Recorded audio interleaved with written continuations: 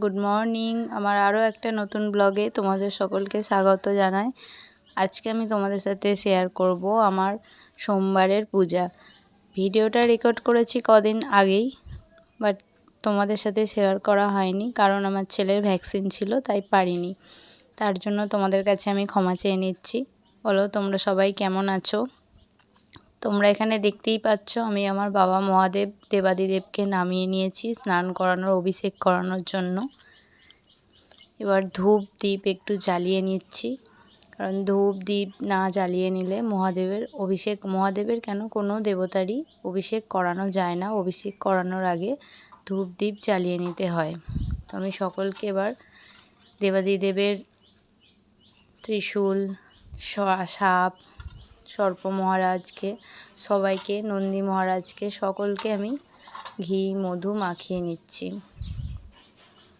ভালো করে ঘি মধু মাখিয়ে তারপর আমি স্নান করাবো বাবাকে।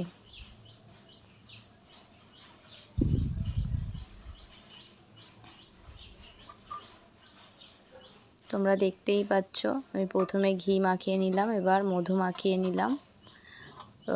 সব জিনিসে ভালো করে ঘি মাখিয়ে মধু মাখিয়ে নিচ্ছি আমি। এবার শুদ্ধ গঙ্গা জল দিয়ে আমি বাবার স্নান করাবো বা অভিষেক করাবো। এটা পঞ্চামৃত দিয়ে করানোই যেত, কিন্তু আমার কাছে কিছু জিনিসের অভাবে আমি পঞ্চামৃত দিয়ে বাবাকে অভিষেক করাতে পারিনি। এভাবেই আমি বাবাকে অভিষেক করিয়েছি এই দিন।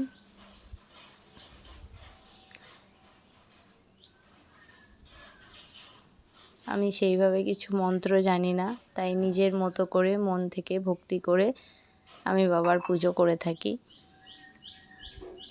তোমরা সকলেই জানো যে আমি লোকনাথ বাবাকে আমার আইডিয়াল মেনে চলি, তো আমি সেই হিসাবেই বাবা মহাদেবেরও পূজা করি, সেই সাথে লোকনাথ বাবারও পূজা করি। আমি বাবাকে বাবার আসনে বসিয়ে দিলাম।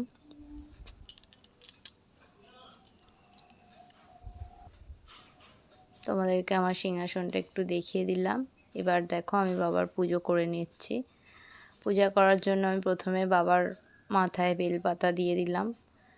বেলপাতা আমি এখানে যে যেরকম পারে দেয়, 3টে 5টা 7টা 9টা, আমি 5টাই দিয়েছি আজকে।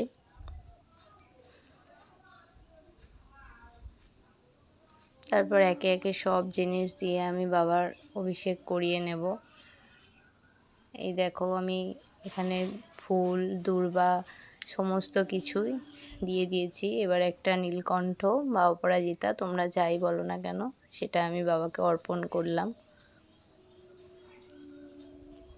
আমার গাছে একটা জুঁই ফুলও ফুটেছিল, সেটাও আমি বাবাকে অর্পণ করেছি। এবার একে একে বাবার ত্রিশূল, নন্দী মহারাজ, সর্প মহারাজ সকলকে আমি ফুল নিবেদন করব। আমার পুজোটা আমি সেরে নেব। এরপর আমি ওপর থেকে আতপ চাল অর্পণ করলাম বাবার বিগ্রহের ওপরে বা শিবলিঙ্গের ওপরে। সরি, এটা বিগ্রহ না, শিবলিঙ্গের ওপরে অর্পণ করলাম।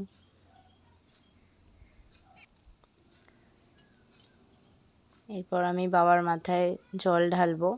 এখানে আমি একটি সিদ্ধি দিয়ে দিয়েছিলাম আর একটা ফুল দিয়ে দিয়েছিলাম। এখানে চাইলে তোমরা ডাবের জল বা গোলাপ জল, অগুরু, চন্দন এগুলো দিতেই পারো। আমার কাছে চন্দন ছিল না, চন্দন আজ বাড়ন্ত, তাই আমি বাবাকে চন্দন অর্পণ করতে পারিনি। তোমরা এগুলো দিয়েও বাবার মাথায় জল ঢালতে পারো। এবার আমি আমার লোকনাথ বাবার পূজা করে নেব। প্রথমে বাবাকে যেভাবে মহাদেবের করলাম সেভাবেই করছি। বাবাকে বেলপাতা, ফুল, দূর্বা সমস্ত কিছু অর্পণ করলাম। এবার বাবার মাথায় একটা জবা ফুল দিলাম, কারণ আমি যখন চাক লাগিয়েছিলাম দেখেছিলাম বাবার মাথায় জবা ফুল দেওয়া আছে, আর এরকম চন্দন কালারেরই জবা ফুল বাবার মাথায় দেওয়া আছে। তার আগে কিন্তু আমি বাবাকে জবা ফুল অর্পণ করতাম না, শুধু বেল পাতা, সাদা ফুল, দূর্বা এগুলোই অর্পণ করতাম। এবার একে একে আমার সমস্ত ঠাকুরকে আমি ফুল নিবেদন করে নিলাম।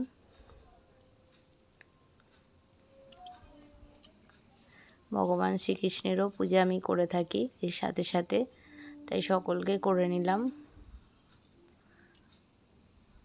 সেইভাবে তো আমার ঠাকুর ঘর নেই, তবে যেটুকু আছে সিংহাসন আমি সেটুকুই করি। ইচ্ছা আছে পরবর্তীতে বাবার মন্দির স্থাপন করে নির্মাণ করে বাবাকে স্থাপন করার। একে একে আমি এবার সিংহাসনটাও একটা একটা করে ফুল দিয়ে সাজিয়ে নেব, সুন্দর করে নিজের মনের মতন করে।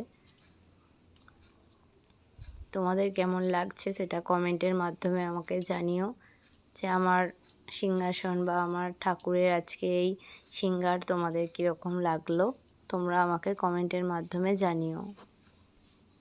তোমাদেরকে দর্শন করিয়ে দিলাম। এই হচ্ছে আমার আজকে ঠাকুরের সিংহাসনের রূপসজ্জা।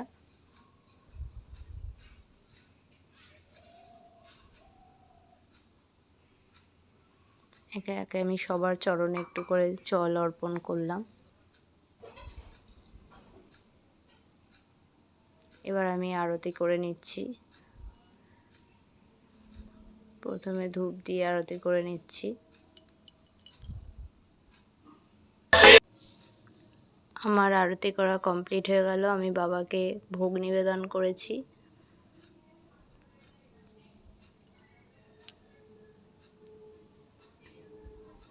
আর আমার পূজা আমি সেরে নিলাম। এবার আমি তুলসী দেবীকে, বৃন্দা দেবীকে জল অর্পণ করব।